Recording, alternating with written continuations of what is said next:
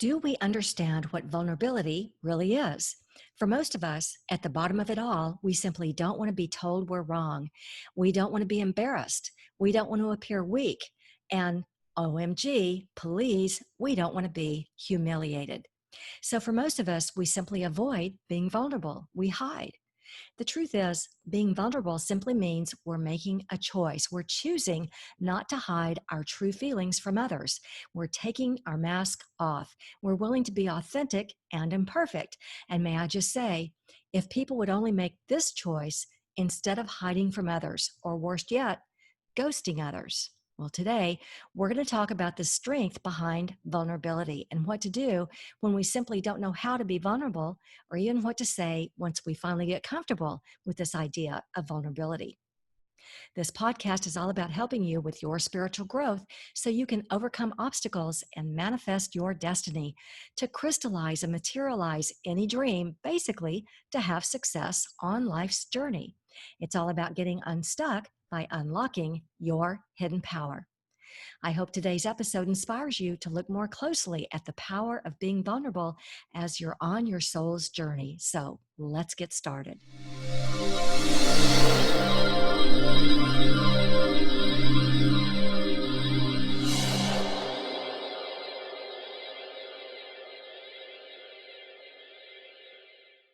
Hi there and welcome. My name is Remy, like Do Re Mi. I'm a best-selling author and creator of the Get Unstuck Revolution. I help extraordinary women just like you dissolve the obstacles in your path so you can bring success to you.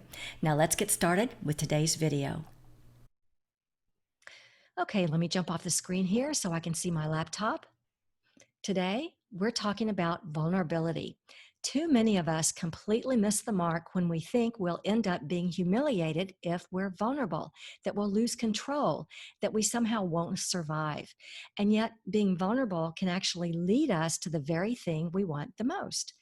But instead, we sometimes allow ourselves to fall into the old patterns of doubts and fears and confusion that our ego wants to hold on to for dear life. And this pushes our desires farther away.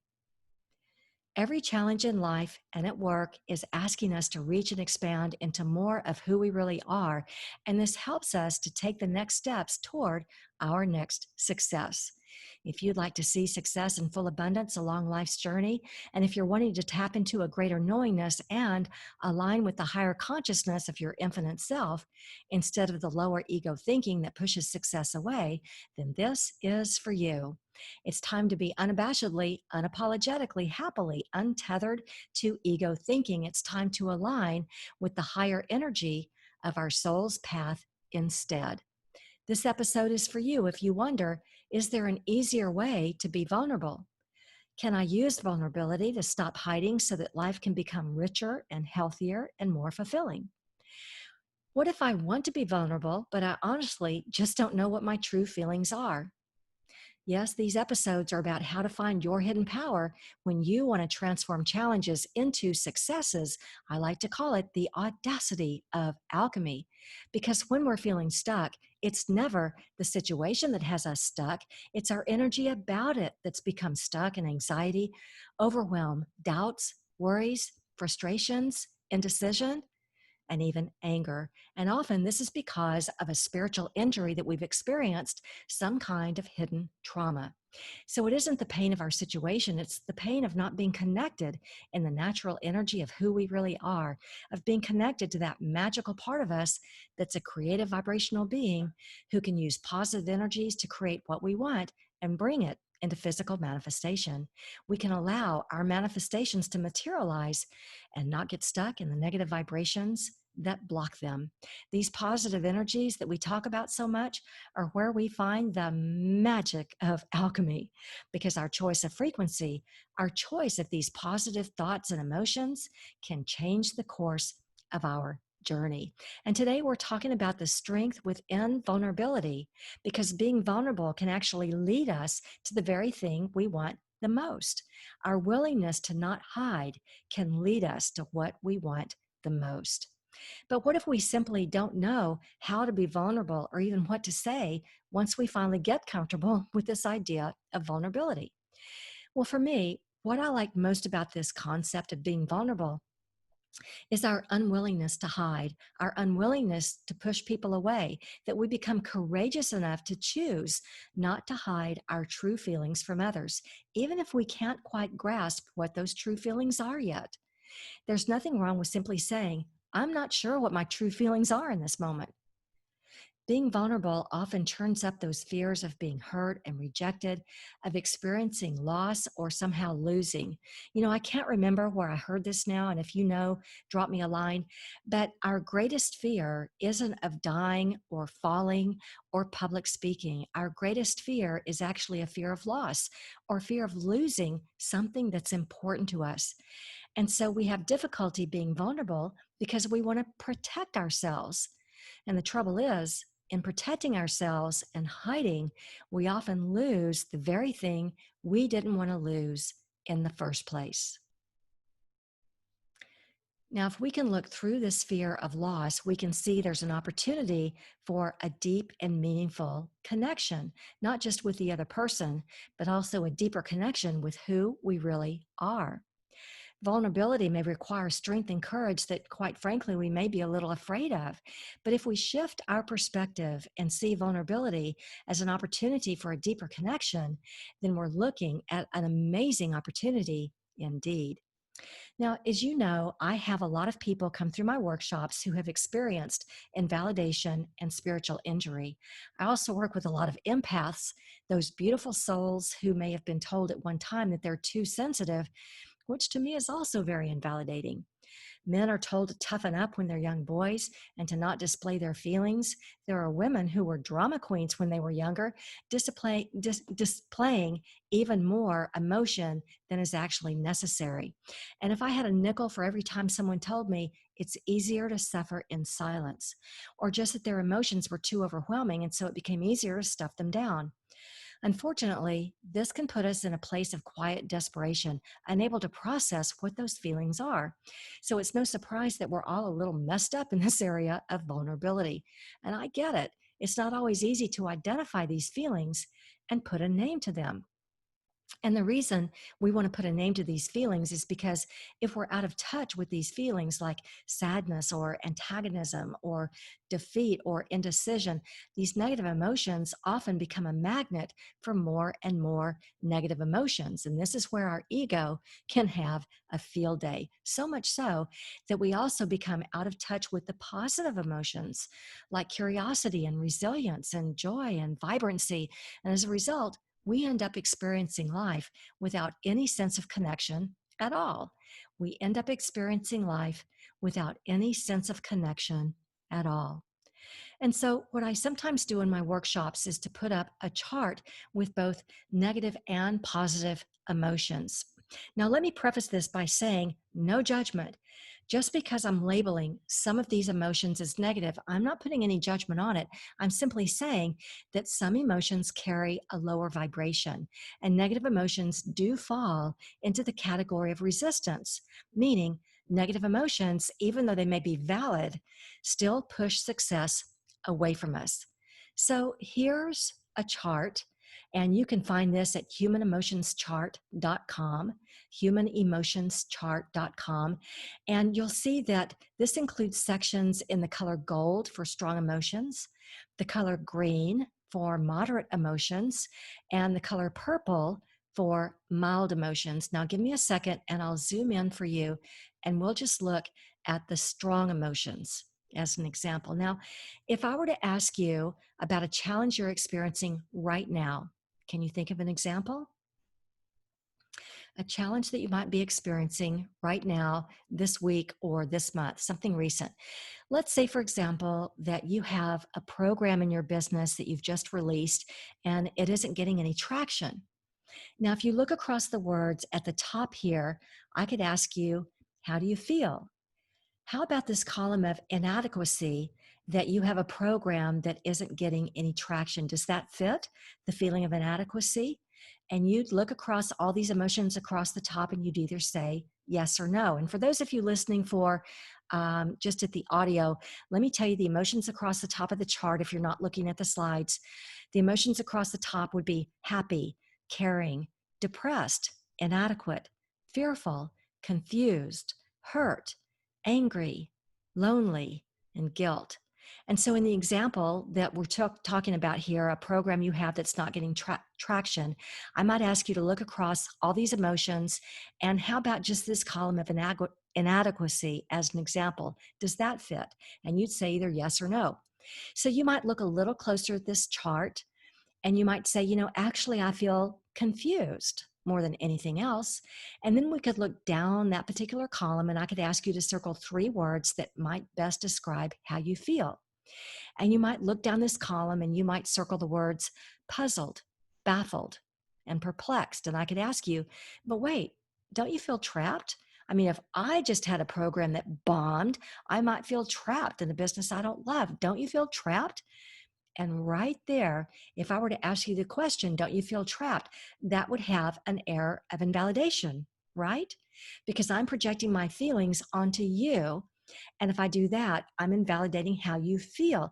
And this is the very reason that a lot of people don't want to be vulnerable. They don't want to look at their feelings. They don't want to be told that they're wrong. They don't want anybody projecting something onto them. They don't want to feel weak and they don't want to feel like they're about to lose everything. I mean, it's scary. And this is why some people have trouble with vulnerability and sometimes find that it's easier to just suffer in silence, either because they can't get their head around what they feel about something or because they don't want to be ridiculed or made wrong or yelled at or whatever. All right, makes sense? Some people would rather suffer in silence than look at their feelings and be vulnerable with how they feel. So, you could also look at this chart that I have for you here on the screen and ask yourself if you're feeling happy in your particular challenge. Are you feeling over the top, thrilled, or ecstatic? And if not, what pivot could you make in your current challenge to bring about those more positive emotions? What pivot could you make to bring about more positive emotions? So you can see maybe by this example how this chart can help you move around and adjust and pivot, because simply changing the energy changes its form. The situation can totally morph into a more positive experience simply by changing how you feel about it, right? So let's look at another example. Let's say that you're in a business or a love relationship, some kind of partnership, and you're feeling vulnerable about where it might be going. Where is it going? And let's say that confusion is beginning to bubble up, uncertainty, doubt, and fear of losing. This could be the very thing that you want more than anything else, but it's scary to feel this vulnerable. Can you see in this example how you could look at this chart and identify how you're feeling? And maybe you'd end up circling a few words in each and every column across the entire chart.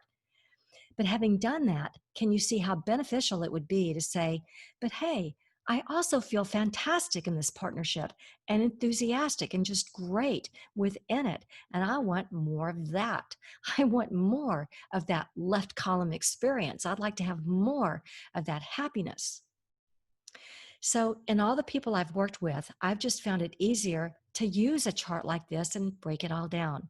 The truth is, being vulnerable simply means that we're making a choice. We're choosing not to hide our true feelings from another. And it begins by being able to pinpoint what our true feelings might actually be. We're taking our mask off. We're willing to be authentic and imperfect. So, what if it's a little bit scary? I can promise you, it also feels really good inside to know that we're being authentic, for sure. Because here's the thing, we often get stuck in negative emotions that block the very thing that we want. And it can become a habit. It can even become our identity. Negativity can become who we are on the surface as we're hiding who we really are below the surface. Sometimes it's easier to break this habit of negative perspective simply by using one simple word, and here it is: preference. Because when there's something we want very, very much, well, we can build up resistance to having it because we get so scared of it, right? We hide from it, we push it away, or any kind of negative emotion about it creates resistance. And so I love this word preference because it helps break resistance. My preference is to find happiness within the situation, to find the good. How good could it get? What if it's better than I expected? My preference is to find a little bit of joy. My preference would be to find the blessings. So you can see how this word preference can help break down the resistance. And then we can build on those positive preferences and not go down the path of the ego thinking, which will just bury us in our fears and doubts and worries and all of that.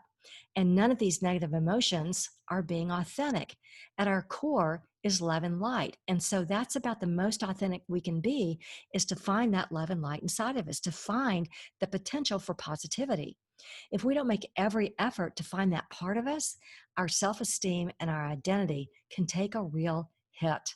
Getting resistance off our situation, breaking the habit of negative thoughts, helps us recenter in our spiritual center. And that's why I love this word, preference.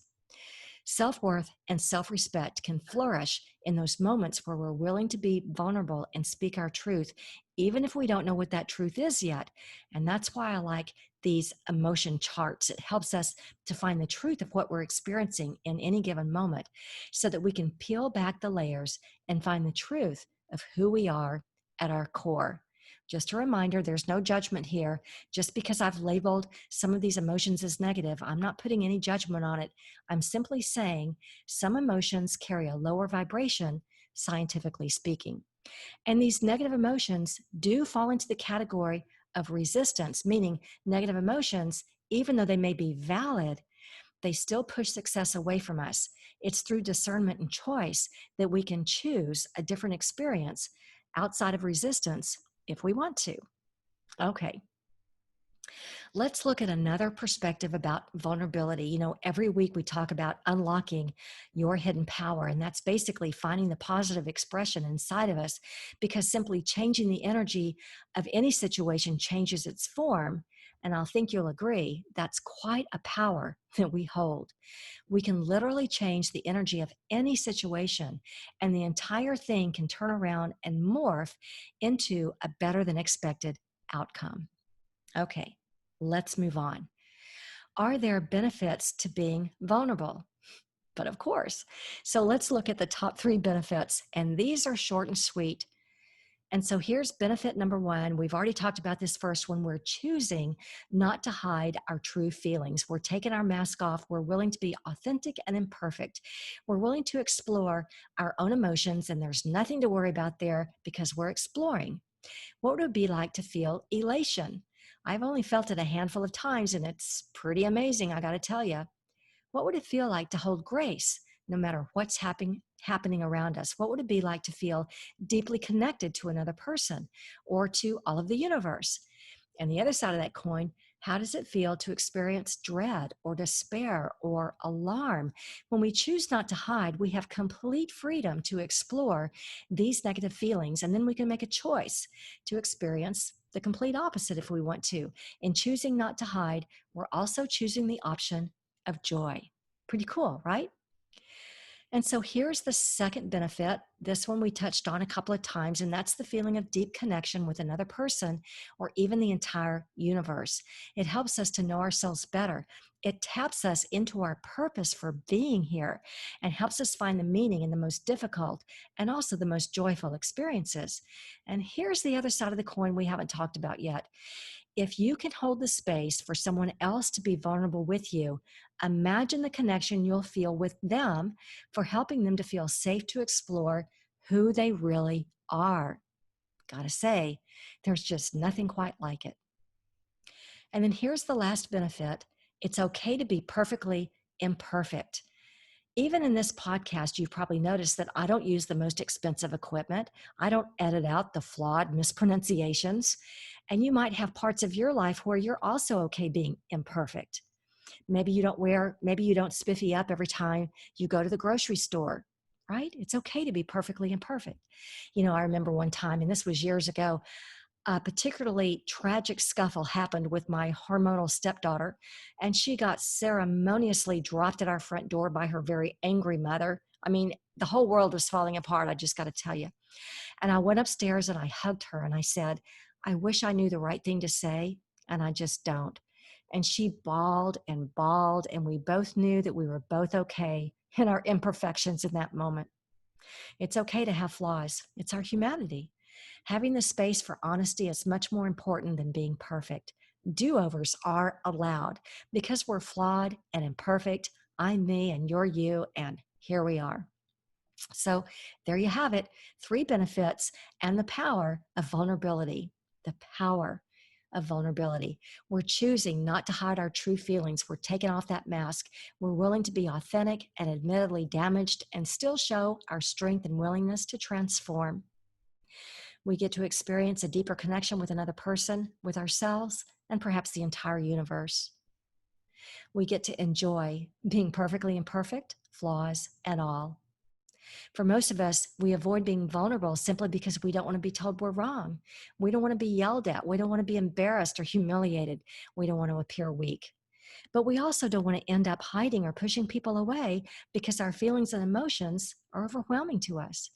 The truth is, being vulnerable brings so many more benefits in the bigger picture. Mostly, it allows us to change the energy of our situation. We get to change the frequency from a lower negative emotion to a higher, more positive emotion if we want to.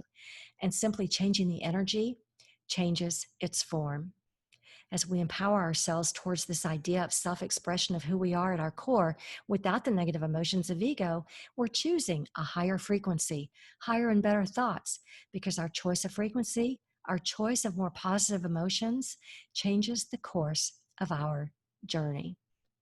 So, reflecting back on everything we covered today, how can you apply what you've learned? I hope these insights about vulnerability, as well as other ideas about vulnerability that you've learned along the way, helps you as you're using the powers of alchemy to transform challenges and obstacles into positive new successes. This podcast is all about helping you have success on your spiritual growth journey. It's all about getting unstuck by unlocking your hidden power. If you still can't get your head around what's got you stuck, you can tell me about it. You can send me a question to questions@unlockyourhiddenpower.com. Or you may not know that you can schedule a one-on-one session with your own personal unstuckologist, that's me, by visiting instantbreakthroughsession.com. This private session is designed to help you tap into your greatest resource, that's you, and together we can make quite a team toward calling in the transformational powers of alchemy. In our time together, we'll uncover your single biggest stuck point, the one you can't see. We'll also go over the most genius way to create clarity so you can just move forward while one obstacle after another is obliterated. And we'll create a strategy to get you moving in a really good direction, the one that's aligned with your life purpose. This sounds like a match made in heaven. You can hop on over to instantbreakthroughsession.com right now and book the time slot that works best for you. Well, thanks for joining me today, and I'm wishing you a life filled with all the alchemy you need to bring success to you. Feel free to share this video with anyone you know who's feeling stuck, and I look forward to seeing you on the next episode.